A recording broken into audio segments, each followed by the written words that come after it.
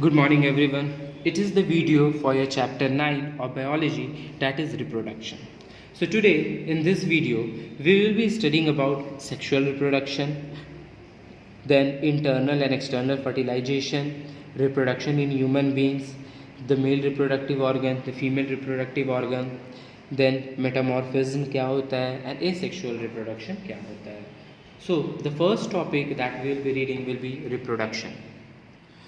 कोई भी living organism है तो इनको सरवाइव करने के लिए क्या है, तो बहुत सारे प्रोसेसेस होते रहते हैं. न्यूट्रिएंट चाहिए, ठीक है, देन रेस्पिरेशन चाहिए, सर्कुलेशन चाहिए ऑफ न्यूट्रिएंट, जो खाना खाए, एक्सक्रीशन चाहिए.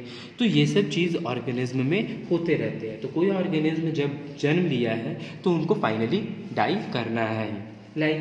तो ये जो है वो कंटिन्यू प्रोसेस जो है वो लाइफ चलते रहता है. हम लोग खुद देख सकते हैं, हमारे ग्रैंड पेरेंट्स थे, हमारे पेरेंट्स आए, फिर हम लोग आए, फिर हमारा फ्यूचर जनरेशन होगा. तो ये जनरेशन टू जनरेशन जो है ये लाइफ जो है वो कंटिन्यू करते रहता है. तो लाइफ जब जनरेशन टू जनरेशन कंटिन्यू कर रहा है, इसका मतलब क्या है, कैसे वो कंटिन्यू कर पा रहा है? बिकॉज जो भी लिविंग ऑर्गेनिज्म होते हैं वो अपने टाइप के, ठीक है, अपने काइंड के एक यंग वंस को प्रोड्यूस करते हैं. ठीक है, यंग वंस को प्रोड्यूस कर रहे हैं. जब भी वो लिविंग ऑर्गेनिज्म अपने टाइप के अपने यंग वंस को जब प्रोड्यूस कर रहे हैं तो निश्चित है कि वो फर्दर प्रोड्यूस करेगा, जिससे जनरेशन टू जनरेशन लाइफ जो है वो कंटिन्यू कर जाता है. तो इस फॉर्म को हम लोग क्या बोलते हैं, जिसमें generation to generation life continue कर रहा है, इसको हम लोग रिप्रोडक्शन बोलते हैं.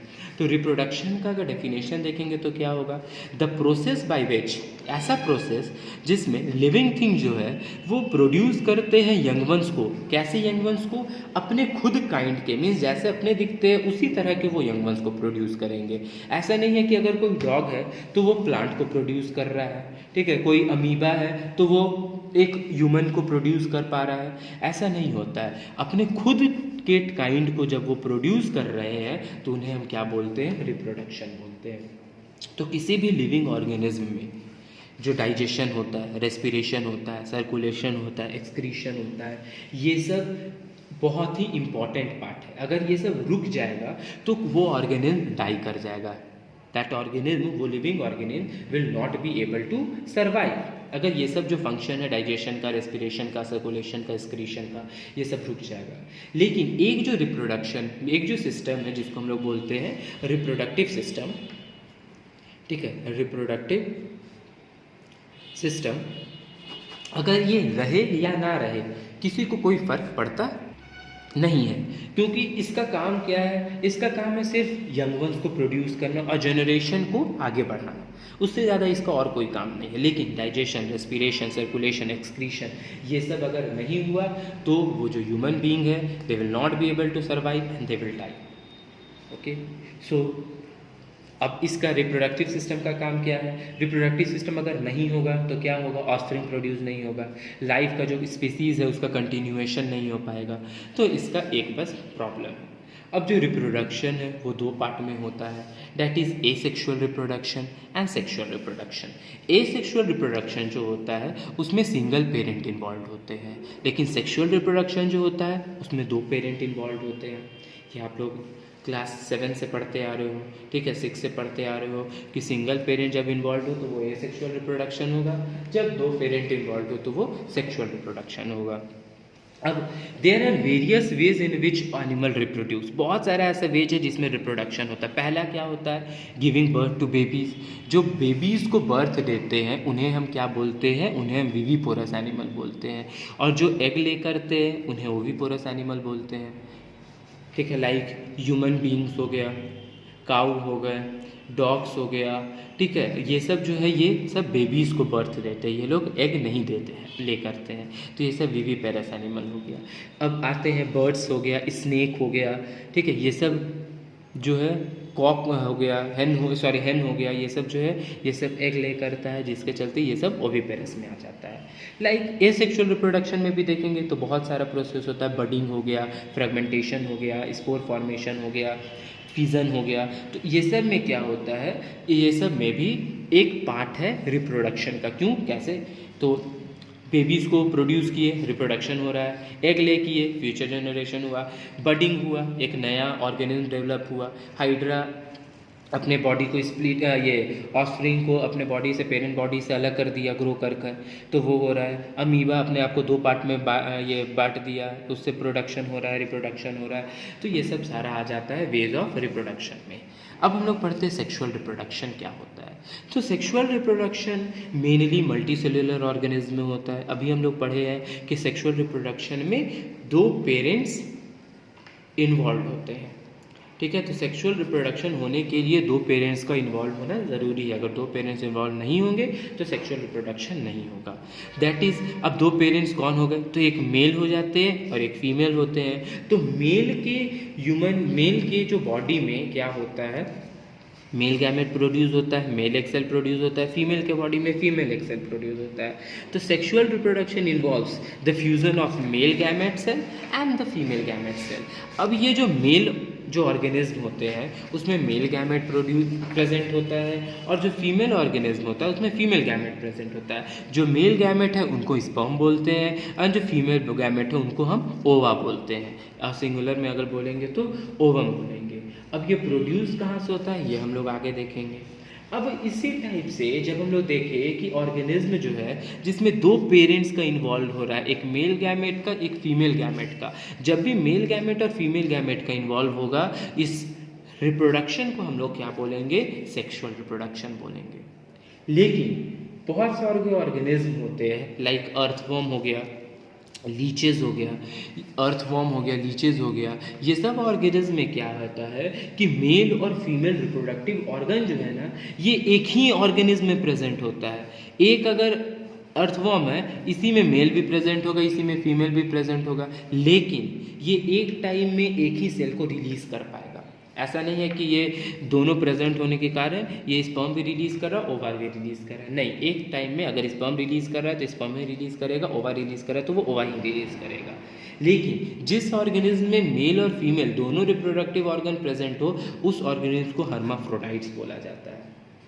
ओके, मीन्स हर्माफ्रोडाइट किस ऑर्गेनिज्म को बोला जाएगा, organism in which both male and female gametes are present in the same individual. अगर एक ही इंडिविजुअल में दोनों प्रेजेंट हो तो उन्हें हम क्या बोलेंगे, हर्माफ्रोडाइट्स बोलेंगे। लेकिन जब सेक्सुअल रिप्रोडक्शन आता है तब क्या होता है, तो जब भी सेक्सुअल रिप्रोडक्शन होता है तो उसमें मेल सेल और फीमेल सेल, मेल सेल बोले तो स्पर्म और फीमेल सेल का मतलब ओवा, दोनों एक दूसरे से फ्यूज करता है और फ्यूज करने के बाद एक थर्ड सेल फॉर्म करता है। इस थर्ड सेल को हम लोग क्या बोलते हैं, जाइगोट बोलते हैं। लेकिन ये जाइगोट जो है ये न्यू ऑर्गेनिज्म का फर्स्ट सेल है। जो बेबी प्रोड्यूस हो रहा है उसका ये फर्स्ट सेल है, उसको हम क्या बोलते हैं, जाइगोट बोलते हैं।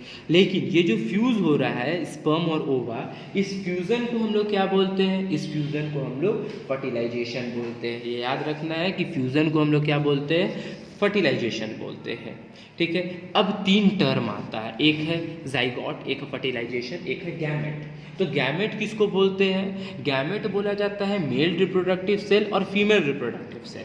ठीक है, लाइक स्पर्म और ओवा ये दोनों को हम लोग क्या बोलेंगे, गैमेट है। लेकिन जब दोनों फ्यूज करें, fusion of male reproductive cell and female reproductive cell, उसको हम लोग क्या बोलेंगे, फर्टिलाइजेशन बोलेंगे। और जिससे फ्यूजन से जो थर्ड सेल फॉर्म हुआ, ठीक है, द थर्ड सेल या the cell form by the fusion of male reproductive cell and the female reproductive cell, उसको जाइगोट बोलते हैं। जाइगोट क्या हो गया, न्यू ऑर्गेनिज्म का first cell, it is the first cell of new organism. और उसके बाद ये पीरियड ऑफ टाइम के बाद ये चेंज करता जाता है, चेंज करता जाएगा, लाइक ये फिर चेंज कर कर एम्ब्रियो में होगा, एम्ब्रियो से फीटस में कन्वर्ट हो जाएगा।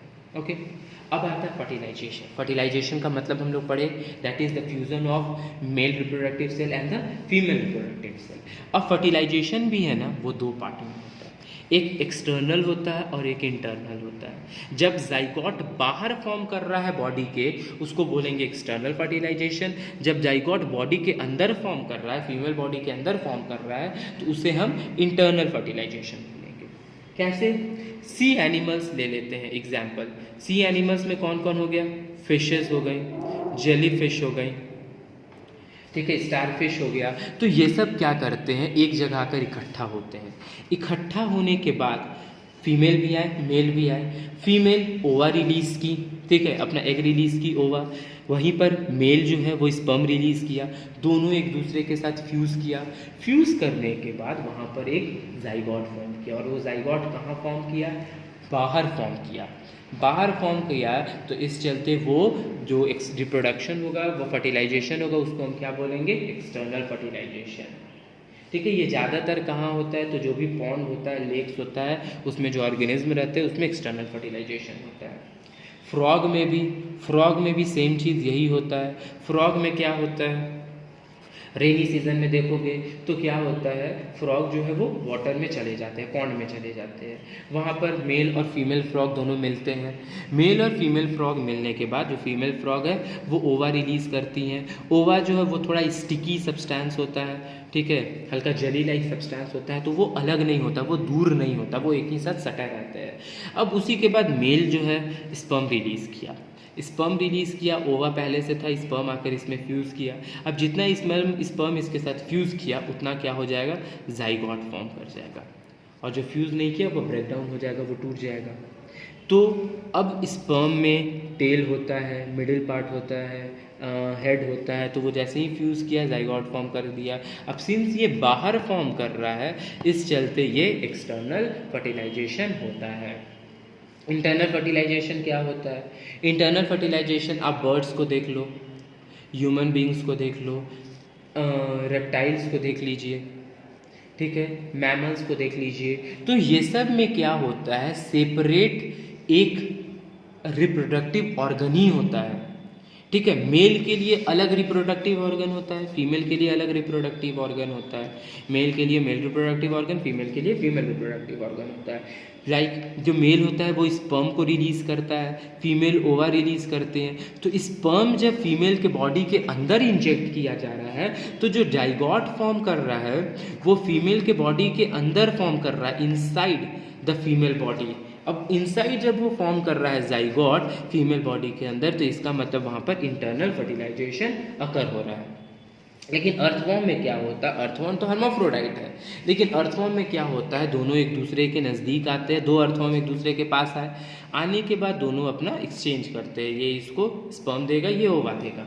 अब एक्सचेंज किए स्पर्म और ओवा को, और फाइनली फिर क्या होता है? वहाँ पर जाइगोट फॉर्म होता है, लेकिन इसमें भी इंटरनल फर्टिलाइजेशन होता है। ओके, यहाँ तक था हमारा फर्टिलाइजेशन। उसके बाद आता है रिप्रोडक्शन इन ह्यूमन बीइंग। तो ह्यूमन बीइंग का जब भी रिप्रोडक्शन होता है, तो ह्यूमन बीइंग के रिप्रोडक्शन में अभी बताया है कि दोनों अलग सेपरेट ऑर्गन्स होता है। Reproductive organ, the male reproductive organ and the female reproductive organ. Each sex have different reproductive system, ठीक है। फर्टिलाइजेशन जो है वो इंटरनल होता है। डेवलपमेंट ऑफ एम्ब्रियो जो होता है, जो फीमेल बॉडी होती है उनके अंदर होता है, ठीक है। तो अब दोनों के जो रिप्रोडक्टिव सिस्टम है उसके पढ़ने से पहले एक टर्म पढ़ेंगे जिसको बोला जाता है प्यूबर्टी। प्यूबर्टी क्या होता है? एक वैसा एज, ठीक है, ये एक ऐसा एज जहाँ पर वेदर इट इज़ मेल या फीमेल दोनों केपेबल हो जाते हैं रिप्रोड्यूस करने के लिए, ठीक है। मीन्स एक ऐसा एज जहाँ पर बॉय और गर्ल एक ऐसे मेच्योरिटी में, सेक्सुअल मेच्योरिटी में पहुँच जाते हैं जहाँ पर वो रिप्रोड्यूस कर सके, वो अपने यंग वंस को प्रोड्यूस कर सके, और उसी को क्या बोला जाता है? प्यूबर्टी बोला जाता है।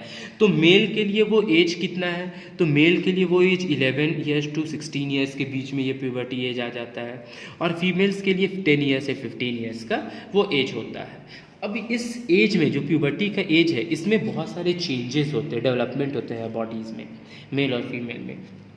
तो क्या क्या होता है? वॉइस जो है वो डीपर हो जाता है मेल में, ग्रोथ ऑफ हेयर होता है फेस पर, बॉडी पर, ठीक है, जेनिटल एरियाज़ में वहाँ पर ग्रोथ ऑफ हेयर होता है, मसल्स डेवलपमेंट हो जाता है, फिर प्रोडक्शन ऑफ स्पर्म होता है, जो टेस्टिस है वो स्पर्म प्रोड्यूस करने लगता है। फीमेल में क्या होता है? फीमेल में ब्रेस्ट का डेवलपमेंट हो जाता है, ब्रेस्ट जो होता है वो बिगर हो जाता है, हिप्स जो है वो और राउंड हो जाता है।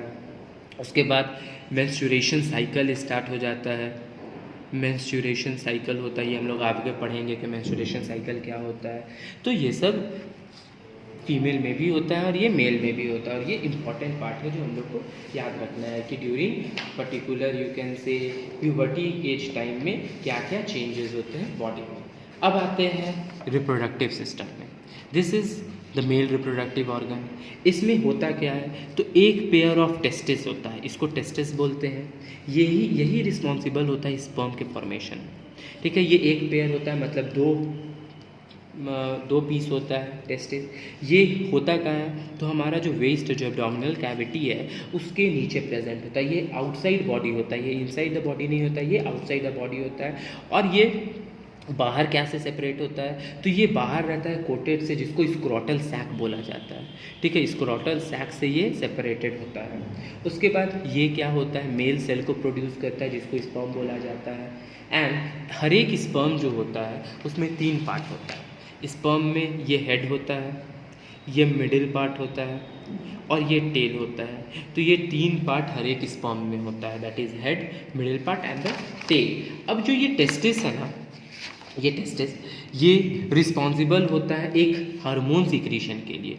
हार्मोन सिक्रीशन का नाम क्या है, दैट इज़ टेस्टोस्टेरोन। याद रखिएगा, जो टेस्टिस है वो मेल हार्मोन सिक्रीट करता है, जिसका नाम है टेस्टोस्टेरोन। ये हार्मोन है जो टेस्टिस सिक्रीट करता है। अब जो स्पर्म है, ठीक है, वो स्पर्म जब ये प्रोड्यूस हुआ तो स्पर्म जो है वो मूव करता है किससे, ये जो पाइप टाइप स्ट्रक्चर है जिसको हम लोग वैस डिफरेंस बोलते हैं या फिर स्पर्म डक्ट बोलते हैं, वहाँ से ये मूव करता है। और मूव करने के बाद फाइनली वो कहाँ पहुँचता है, वो 3 ग्लैंड के पास पहुँचता है। ठीक है, तो वो 3 ग्लैंड कौन कौन है, that is ejaculatory duct, prostate gland and bulbourethral gland. यहाँ पर वो पहुँचता है। सिंस जब स्पर्म मूव करता है यहाँ से यहाँ तक, तो इसका स्पीड थोड़ा स्लो हो जाता है। तो इजैकुलेटरी ग्लैंड जो है वो इसको फोर्स देता है, स्पीड देता है। स्पीड देने के बाद यहाँ पर वो पहुँचता है। तो यहाँ पर पहुँचने के बाद वो एक फ्लूइड से मिक्सअप होता है। ठीक है, स्पर्म आया, फ्लूइड मिक्स हुआ, सेमिनल वेसिकल जो है वेसिकल है, ये फ्लूइड रिलीज किया, दोनों मिक्स होकर क्या होता है, सीमेन फॉर्म कर लेता है। जब स्पर्म रिलीज, ये टेस्टिस रिलीज हुआ तो वो स्पर्म था, लेकिन जब वो यहाँ पहुँचता है तो वो फ्लूइड के साथ मिक्सअप होकर सीमेन फॉर्म कर लेता है। एंड स्पर्म जो है फिर स्विम करता है, यहाँ से यहाँ पहुँचता है एंड फाइनली वो पेनिस से रिलीज आउट हो जाता है। पेनिस का काम क्या है, ये एक ऑर्गन है जो ट्रांसफ़र करता है स्पर्म को कहाँ, तो इनसाइड द बॉडी। ठीक है, जो फीमेल के बॉडी होता है उसके अंदर वेजाइना से, वेजाइना के थ्रू वो ट्रांसफ़र करता है। तो फीमेल का बॉडी का जो ये जो वेजाइना पार्ट होता है, यहाँ पर से ही वो स्पर्म का ट्रांसफ़र होता है एंड फाइनली वो ओवा के साथ रिलीज होता है। तो इसके बाद हम यही देखेंगे, that is female reproductive organ. Female reproductive organ में भी जैसे मेल में क्या होता है, टेस्टिस होता है, इसमें ओवरी होता है। अब ये जो पेयर ऑफ ओवरी है, 2 ओवरी है, ये ओवा रिलीज करता है। ओवा याद है, द फीमेल रिप्रोडक्टिव सेल, ये ओवरी रिलीज होता है, ओवरी रिलीज करता है ओवा को, और इसको बोला जाता है ओविडक्ट या फिर फेलोपियन ट्यूब। ये जो फेलोपियन ट्यूब है, यहीं से ओवा रिलीज होता है, यहीं से स्पर्म मूव करता है। एंड ये यूरेथरस हो गया, एक बैग टाइप से होता है, और ये हमारा जो होता है, ये हमारा वेजाइना होता है। ठीक है, ये वेजाइना हो गया। ओके, तो ये वेजाइना हो गया। अब ये जो ओवरी है, ये ओवम को ओवा को या ओवम को रिलीज करता है। अब एक बार में ये एक मंथ में एक ही ओवा रिलीज करता है। ठीक है, it release from ovum is release from one of the ovary every month and the release of ovary in the ovary is called ovulation. ठीक है, ओव्यूलेशन बोलते हैं जब भी ओवा रिलीज होगा इसमें से, तो उस रिलीज को हम लोग ओव्यूलेशन बोलते हैं। ओवम जो है वो सिंगल सेल होता है। अब जैसे टेस्टिस जो है वो टेस्टोस्टेरोन मेल हार्मोन सिक्रीट करता था, वैसे ही ओवरी जो है ये फीमेल हार्मोन्स को सिक्रीट करेगा, जिसका नाम है एस्ट्रोजन और प्रोजेस्टेरोन। ये दोनों रिलीज करता है। अब ये जो ओवम है, ये फेलोपियन ट्यूब से जो ओविडक्ट से उसे ट्रैवल करता है, ये यूरेथ्रा के पास पहुंचता है। और यूरेथ्रा जो है ये मस्कुलर बैग है जहाँ पर बेबी का डेवलपमेंट होता है। जब स्पर्म इसमें गया, ये फ्यूज़ किया ओवा के साथ, तो यहाँ पर ही जाइगोट का फॉर्मेशन होता है। ठीक है, ये हम लोग नेक्स्ट टॉपिक में पढ़ेंगे कि कैसे जाइगोट फॉर्म करता है। एंड फाइनली यूरेथ्रा जो है वो ओपन हो जाता है थ्रू द वेजाइना, और ये बाहर आउटसाइड द ह्यूमन बॉडी जो है फीमेल के बॉडी में, वो बाहर आउटसाइड वो ओपन हो जाता है थ्रू वेजाइना। अब सेम टाइम में ये ओवा भी मीन्स सेम जैसे टेस्टिस और यूरिन जो रिलीज़ होता था, उसी तरह ओवरी में भी क्या होता है, एक टाइम में या तो ओवा रिलीज़ होगा या तो यूरिन रिलीज़ होता है। तो यहाँ तक आपका जो था वो फीमेल रिप्रोडक्टिव ऑर्गन का पार्ट था और मेल रिप्रोडक्टिव। अब नेक्स्ट टॉपिक से हम लोग फर्टिलाइजेशन, ठीक है, हेर्माफ्रोडाइट, ये embryo development, cell division, menstruation cycle, ये सब कैसे होता है, ये सब हम लोग देखेंगे। So that's all for today, thank you.